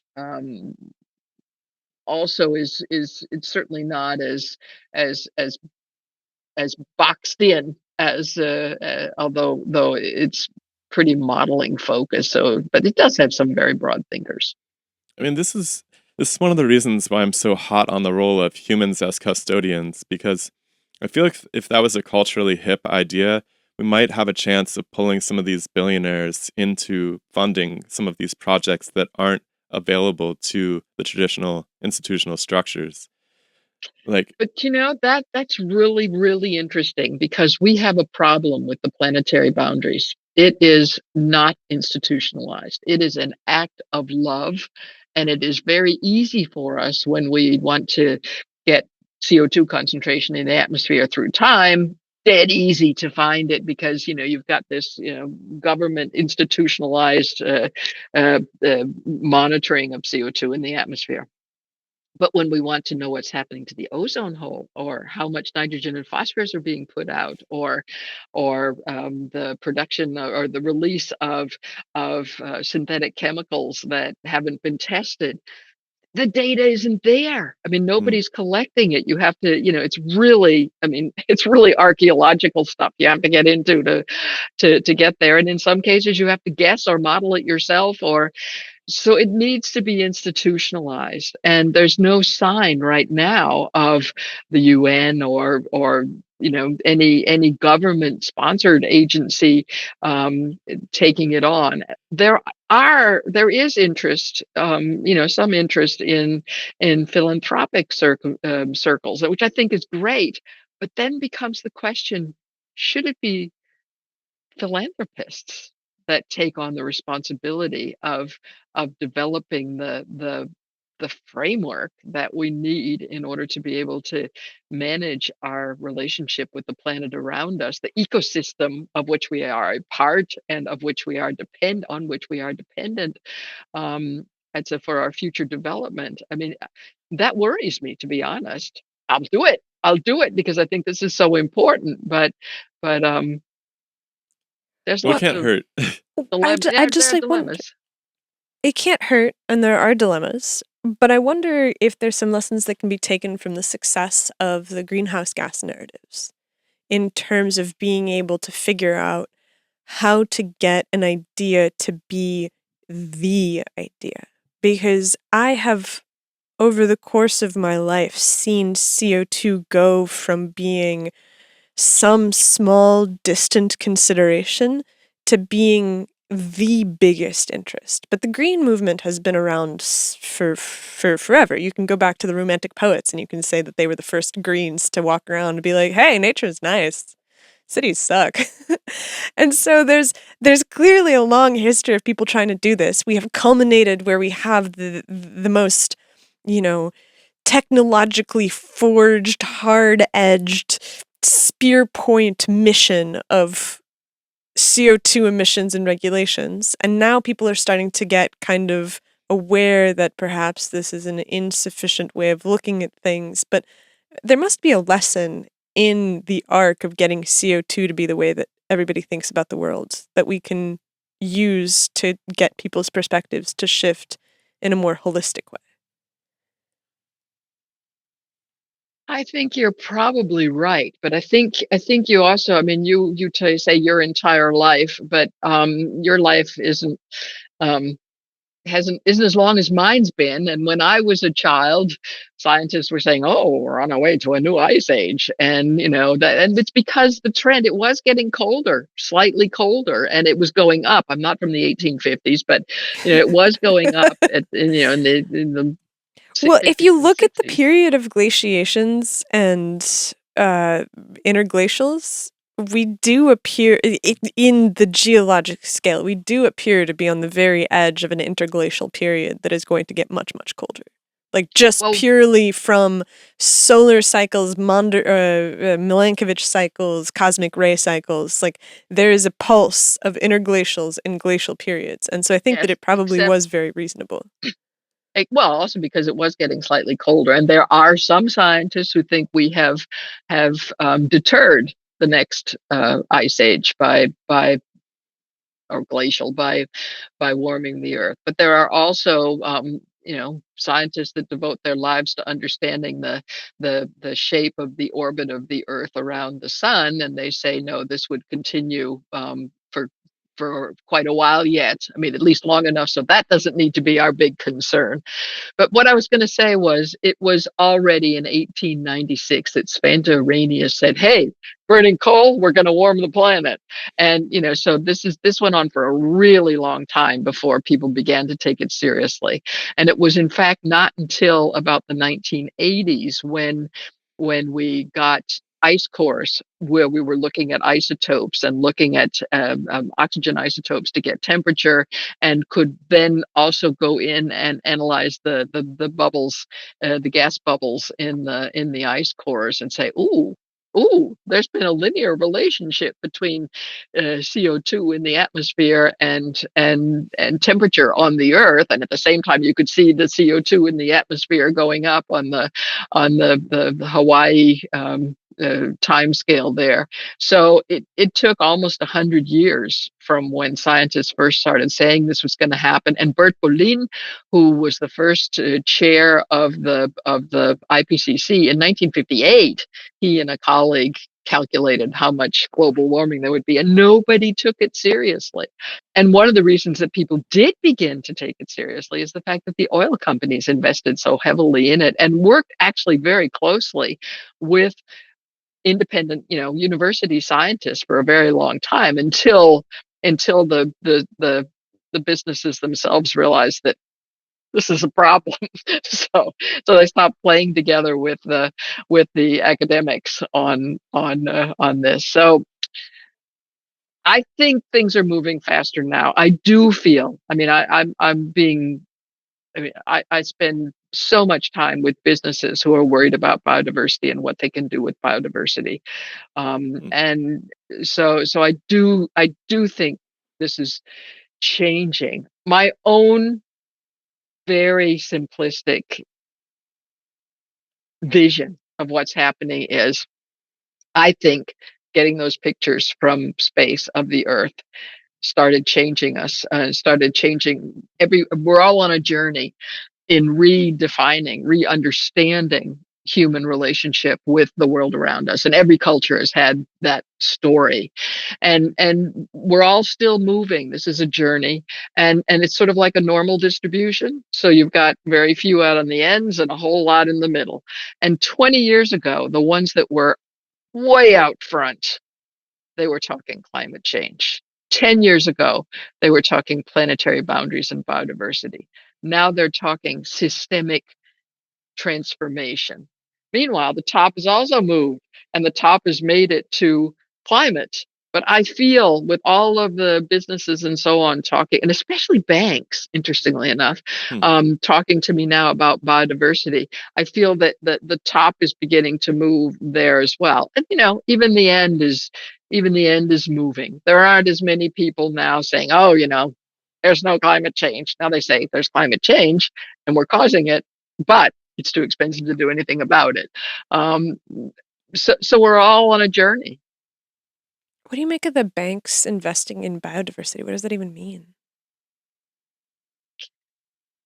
It means, I think, that they are waking up to the fact that it's more than climate. It means, I think, that they can see that there are risks if you don't have a transparent value chain in terms of biodiversity, and they can see that because we've had some cases where companies on, for example, a cocoa company on the London Stock Exchange that claimed they were not using felling rainforest in order to produce their sustainable cocoa, and we do have big data now. We do have satellite pictures, and it was shown, it was demonstrated that their land was in the middle of a rainforest, and they simply cut and had their cocoa there, and clearly that had serious financial implications for the company and its investors, and I think that is of a concern. That and other situations. That's just one singular situation. The fact that farming is so important as it is in Denmark, and Denmark is number shock in the EU in terms of nature preservation, and as I said, that there was the UN and the EU are trying to set goals in terms of biodiversity preservation. If the companies that are on your payroll, as it were, that you're investing in, don't have an eye on biodiversity and aren't making sure that they're doing everything they can to reduce their or prevent impacts on biodiversity, there could be financial implications. So it's basically the banks are giving money to these companies in terms of supporting their operations, and they're doing The their due banks give them diligence. loans.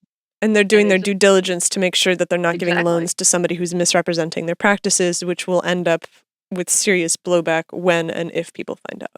Yes. Got it. Or were you aren't gonna say? doing what could or should be done here. Interesting. But do you think? But the banks can't possibly be preoccupied with what should be done in terms of a moral valence. Like they have a profile of risk and rewards that has to do with public perception and solvency and all these other things. Do they really have a sense of, this is the best thing to do? Well, you guys in the States are talking a lot about ESG, and we're trying to get away from it and all that sort of stuff in some of the political What is parties. ESG? It's the environmental and social guidelines for companies in terms of Mm. diversity, in terms of natural effects on the environment and climate and so on. And it's a really big thing in European companies, and it's no longer enough to talk about do no harm. it's also, which is part of it. Let's face it. I mean, if we're moving away from do no harm to do good instead, then there's a lot of pressure to be able to quantify, whether you're doing harm and how you might be able to change it. Yeah, isn't it interesting that only doctors take the Hippocratic Oath? I always found that kind of perplexing. Right? Yes. You would hope that the bankers and the insurance salesmen and everybody else would be in some way oriented towards some higher value. It's very bizarre. Even scientists, actually, it's very bizarre that we've been sort of secularized to the point that there's no value whatsoever other than product development, essentially. I wonder how that gets re-injected into the culture of progress. We're finding at the moment that very many young people, the best and brightest of the young people, don't want jobs where they can't see that the company that they're coming into is aware of and actively working with these agenda. Well, that's good to hear. I think it's true. I think people do want to, especially young people. That's probably the only reason that I'm really interested in teaching at the university in a part-time capacity is just interacting with young people, and it is really motivating to see that people are orienting, like, despite the lack of institutional orientation towards that, people do seem to be attracted to professions where they feel like they can make a difference and make the world better. I think there's something very natural and human about that drive.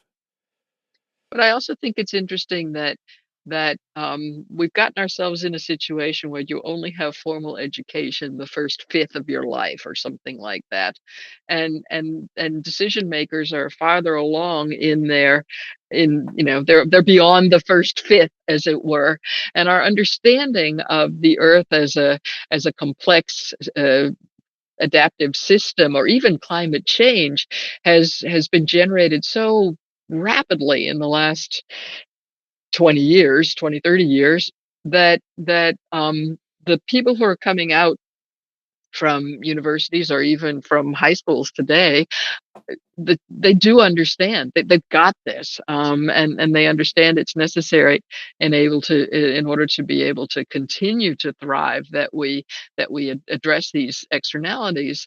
Whereas the real decision makers, it wasn't in there. It wasn't a part of their pensum. So they don't really understand it. And our media are exceedingly proud of the fact that they don't have any educational role. And I think the situation in the United States is particularly worrying because of the advent of cable television, and ultimately this the yeah the the polarity that you've gotten in the news arena, where I used to think you could take Fox and CNN and read them both and add them up and divide by 2 and you'd be there, but they don't even talk about the same topic. So we all have our own truth, and I think that's very, very worrying now, when we have these huge existential crises or challenges that need to be faced as a society, that we don't have a common starting point. We can have lots of disagreements about how to deal with them, but that we don't even have a common starting point about what the facts are, I think is I'm terrified by it, I have to admit.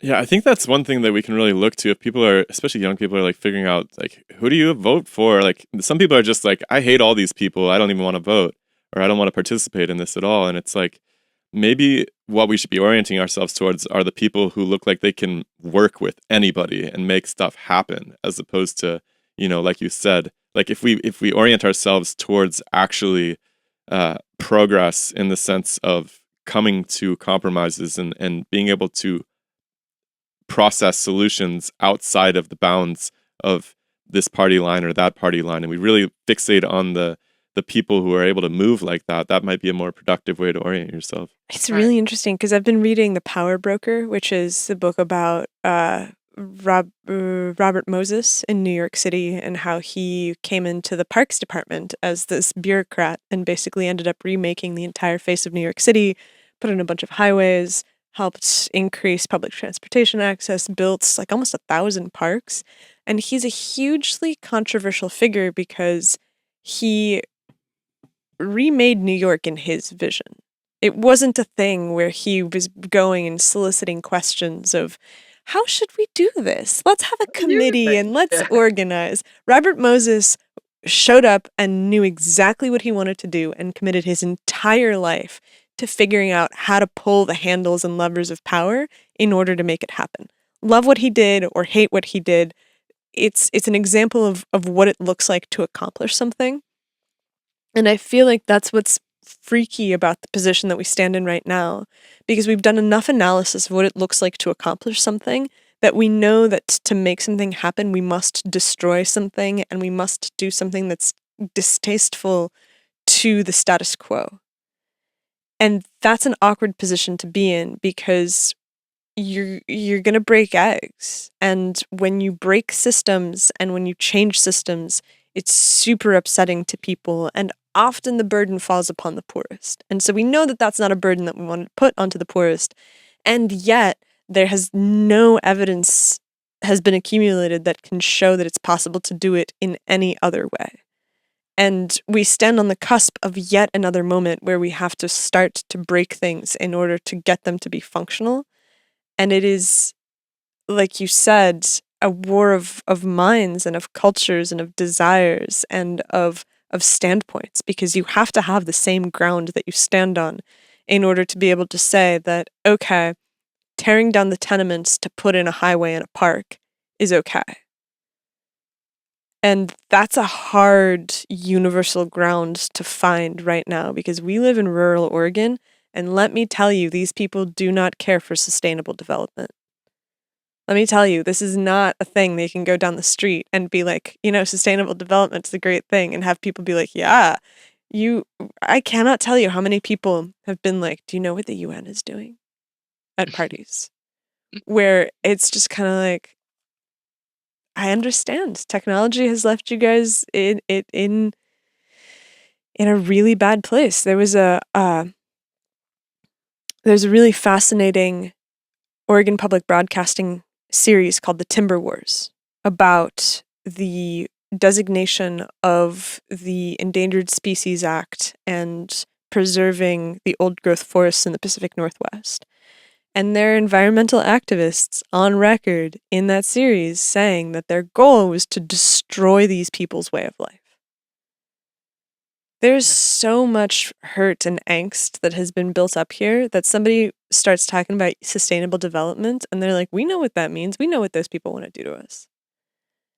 And so that's where that comes from. And my greatest interest is figuring out how to bridge that gap, because I'm like, there's only one way to make it through. And it's to bridge the gap and to create a place where we can all stand and not lie to each other and not make things up and not exaggerate and not prevaricate or make tendentious claims, and be really sober about what is and what isn't, and see how we can figure out a system that allows the greatest number of people to have the greatest amount of agency as we move into the future, because that's what people want. Well, you invited me here to talk about planetary boundaries, which I have to admit are only about the environmental component of sustainable development.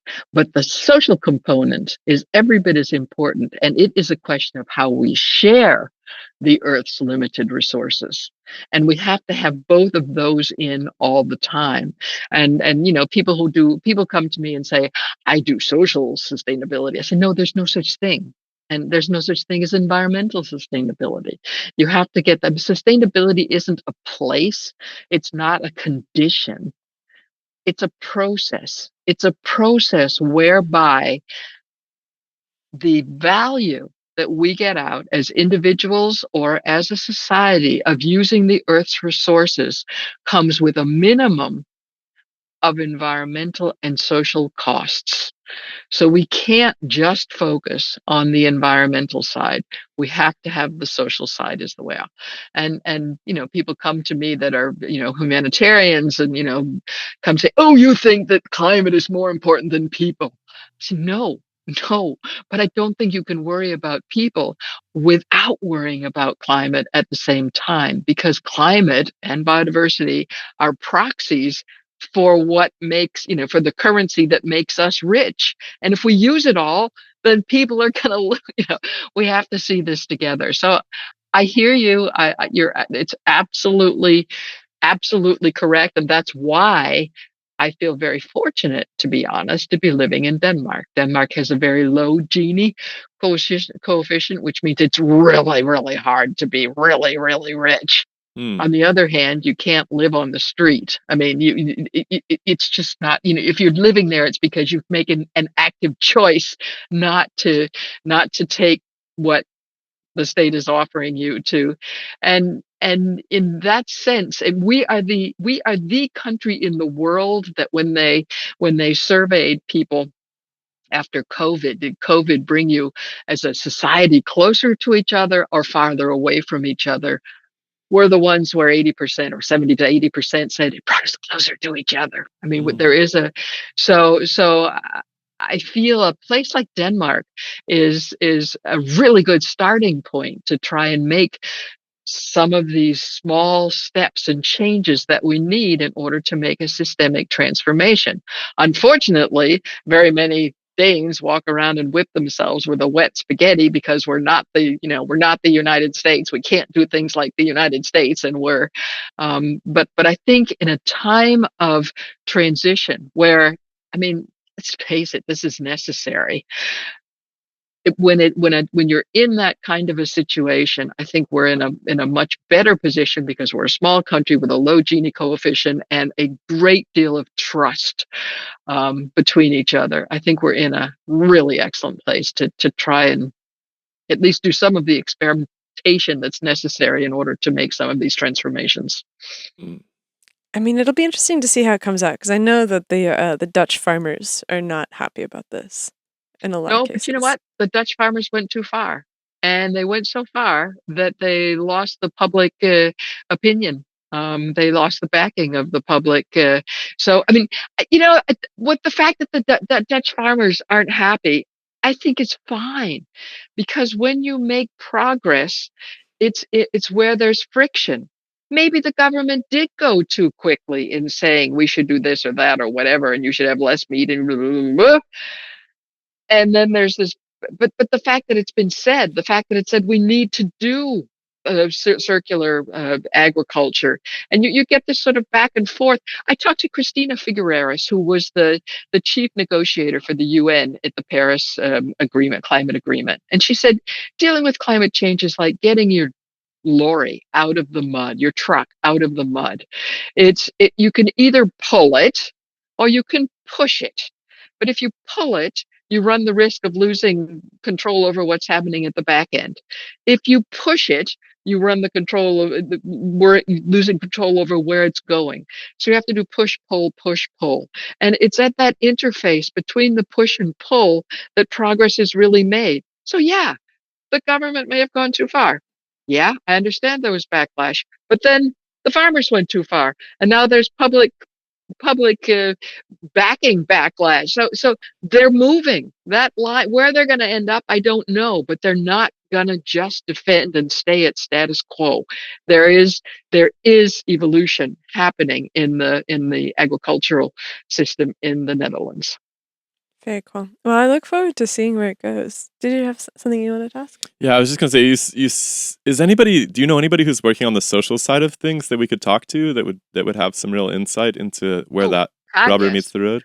What you need to be talking about, the person you need to be talking to here, and I say this because we came to Rio Plus 20 in 2012 in Rio. We came with our Planetary Boundaries, and we thought we were pretty hot stuff. And there was this wonderful woman who was at Oxfam at the time. Now she's actually at Oxford University, but she came to us and said, yes, you're right. That's the boundary. within which we have to keep our economic activities, our social activities. But you forgot all about the people. There's also a social bottom to this. And the area, and she drew it as a ring in the middle, and she said, we have a donut shaped area that we can work in. And she's developed something called donut economics. And there's a really good book. Her name is Kate Rayworth, and she's a hero. And basically, she has ideas about how the economic system needs to be changed in order to be able to, it's not the economy that drives it. We have limits for. There's no such thing as a free economy. I hate to say this to Americans, but there's no such thing as a free economy. We set limits for it, and the limits that things like Planetary Boundaries are saying, okay, there are biophysical limits. We can't just keep going out of these axes. And then she says, no, there's also social limits, and our operating space is in here in the middle. So Kate Rayworth, have a talk to Kate Rayworth. All right, perfect. If you see her and can put in a good word for us, I have emailed her a couple of times. Oh, you have? And I haven't heard back from her. Oh, too so bad. if you run into her, put in a good word. Well, I've communicated with her twice today, so I can try. That would be fantastic. Thank you. Yeah, this is. I was going to say, do you have any closing thoughts? Me? Yeah, you. Any closing thoughts? I don't think so. I think we've covered a lot of territory, but as I say, oh yes, there's one thing that I haven't talked about that I think I should, and that is in terms of the planetary boundaries. People love to misunderstand them and say that boundaries, they're like thresholds or tipping points. And look, we're on the wrong side for 6 and we're still here and everything looks pretty good around me. So, this must be rubbish. And I'd like to break that myth, the fact that planetary boundaries have nothing to do with thresholds. They are rather like blood pressure. And when your blood pressure is over 120/80, it's no guarantee you're going to have a heart attack or a stroke, but it does raise the risk. And so we do what we can to bring your blood pressure down. And it's exactly the same with the planetary boundaries. Crossing one or more at any given time in itself isn't a guarantee for a disaster, but obviously pushing way out on those axes, and we don't know exactly where that happens, but any one of the planetary boundaries on their own, if we pushed it far enough, would change the living conditions on Earth in such a way that they would likely be unable to support, to continue to support our a thriving culture or civilization as we have. So we cannot just keep moving out there. We try our very best to find a scientific, accumulate all the scientific knowledge in order to be able to identify where does this risk really start. I mean, there's a certain amount of resilience in the system. So yeah, it's okay, it's fine. We can go outside of what the Earth has known the last 12,000 years. On every single one of the boundaries, we're beyond where we were in the last 12,000 years. And for every single one of the boundaries we set, they're higher than it was for the last 12,000 years. So what we're trying to do is to identify where significant risk of the Earth's resilience to be those changes comes in, so that we could be ending up in a situation where our activities drastically change the Earth's conditions in a potentially irreversible way. They're conservatively set. They're conservatively set because if they are to be the tool that society needs, I mean, if we're going to manage our relationship with the global environment, we need something like the planetary boundaries that gives these guardrails. Doesn't necessarily have to be our planetary boundaries. In fact, we threw it out in 2009 with the idea that, it was the we threw the gauntlet out and to the scientific community and said, we need something like this. This is our idea. What do you think?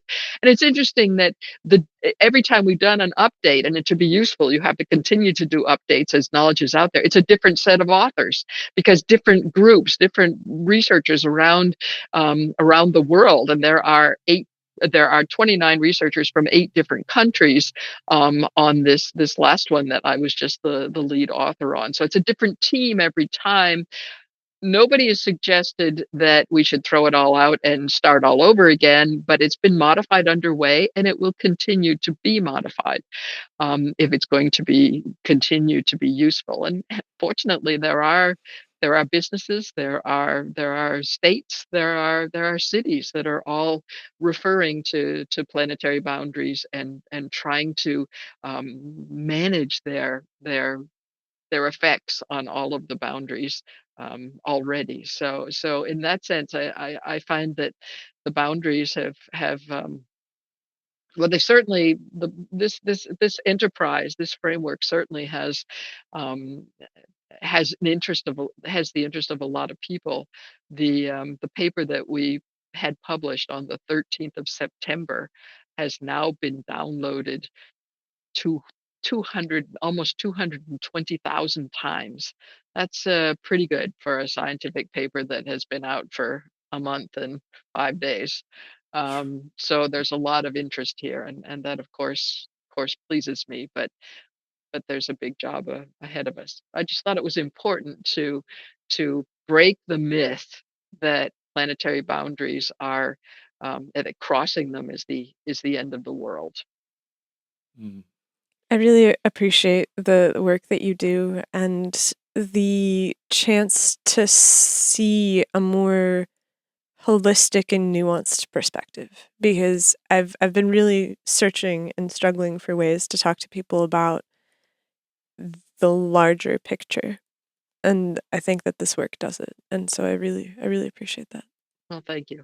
I'm And glad it's to hear definitely that. very intuitive, I think, for us to look at the world this way in terms of putting walls on the gardens that we cultivate and understanding how to manage the overwhelming number of factors that go into making a good, peaceable existence for us here.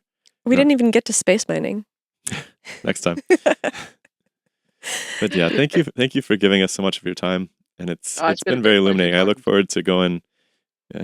We're just really kicking off our climate investigations here at this podcast, and yeah, this has been a nice addition to the mix. So thank you. Okay, well, it's been a great pleasure talking to you, and good luck with it. And I will mention you to Kate. Thank you so much. Thank you. You're Have a welcome. great rest of your Bye-bye. night. Thank you All so right, much. bye, Bye. folks. Bye.